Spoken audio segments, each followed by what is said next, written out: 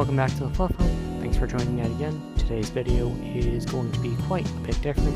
We're going to be discussing a very recent movie, and you may have heard of it, you may have seen some of the kind of mixed reviews around it.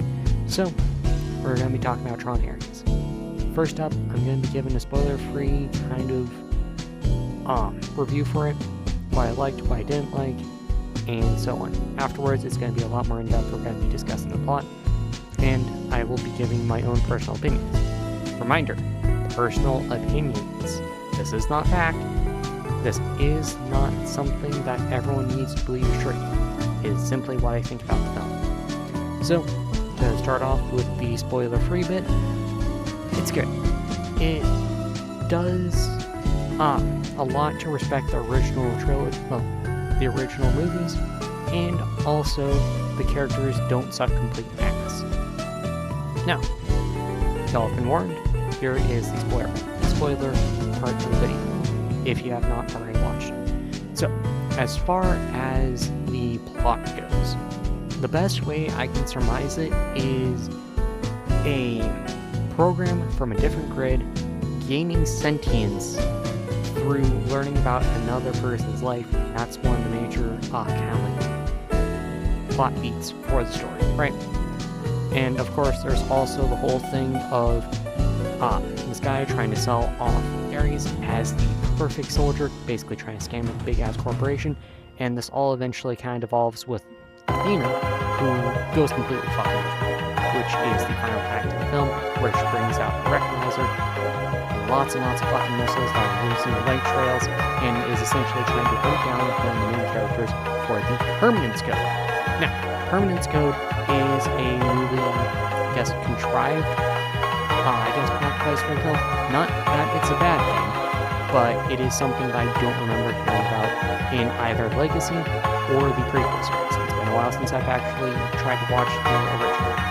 But effectively, the Permanence Code allows the things constructed from the grid in the real world to stay there forever. Now, the big issue with that is, once you die, you can't come back if you have the Permanence Code.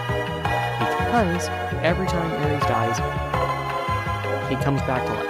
He can be brought back. Now, on to what I believe the film did right and what I feel like it could have worked out better. So, first up, I love the fact that they did not shit on any of the legacy characters. No character assassinations in sight. Ooh, sweet merciful Christ, the lag. Okay, give me a second, folks. I'm gonna have to... Okay. Alright, we're good. Keep rolling. Show must go on. Anyways, no character assassinations. Hallelujah! Because Disney loves, and I mean loves to do that shit. Just take a look at the sequel trilogy of the Star Wars franchise. The most recent Indiana Jones film. Both of which say fuck you to the legacy characters and proceed to try and prop up the new ones by defaming the old ones, completely disrespecting the fucking childhood heroes that were made from those series. Thankfully, Disney did not do this with Tron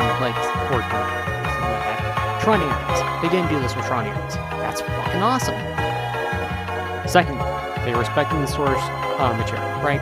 Granted, ISOs are not even mentioned once throughout the entire film and are completely absent, but they also managed to keep things relatively within the rules that the Tron universe kind of established, aside from the new stuff of, hey, programs can only be outside of the grid for so and so amount of time. But again, that is something I'm willing to overlook because they just, they did their best to follow the source material while adding on new stuff. Now, what does it need to do better? Well, first and foremost, emptiness. My god, some of the scenes were empty. I love the film, I do. It's a great film, go watch it, don't listen to what the critics are saying. But, and a huge one, even bigger than mine, the action scenes are fabulous. Aside from Act 3. Act 1, I'll give an excuse for because, hey, it's just a small manhunt, not a full-scale war. Act 3, on the other hand, it needed more. More light jets, maybe 2 smaller recognizers, just make it bigger scale. Aside from that, it's great. Secondly, it needs more, it needed more time. I'm not saying that it's undercooked, but it needed more time to actually explore the themes that it was bringing to the table. What they did manage to do throughout the movie, fantastic. But if it was given a bit more time, if we were given some more time to see how each of the grids look different, and for the actual ideas of the movie to fully develop, it probably would have been way better. Lastly, quick little side note before we get to how I actually feel about how I feel about the movie, like without any analytic stuff. Assume merciful Christ, James, stay with me. Do not, and I say this for your own enjoyment of the film, do not compare this to Legacy. Do not think of it as a direct sequel. It is simply a movie taking place in the same universe at so-and-so amount of time later. It is not a direct sequel. Stop comparing it to Legacy as a direct sequel. Anyways, last part of the review, and then we're done. I believe it's fantastic.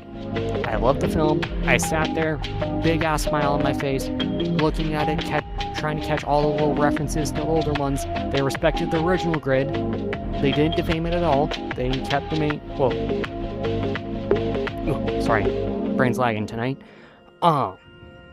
They respected Flynn. They respected his character.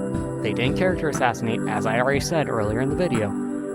They respected him. They respected his name. They kept faithful to the old school grid.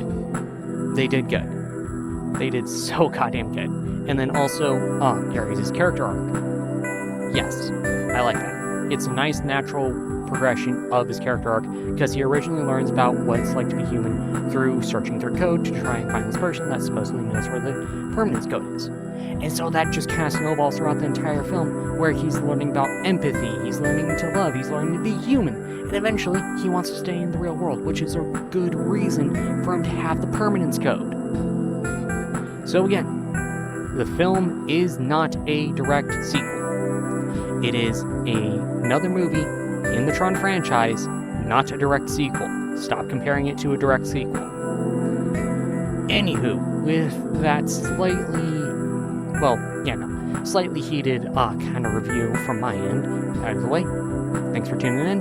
Today's video is a bit shorter than usual, but hopefully you guys enjoy, and hopefully this isn't too controversial to take. Thanks for stopping by. Please come by again. This has been the Fluff Hub. See you around.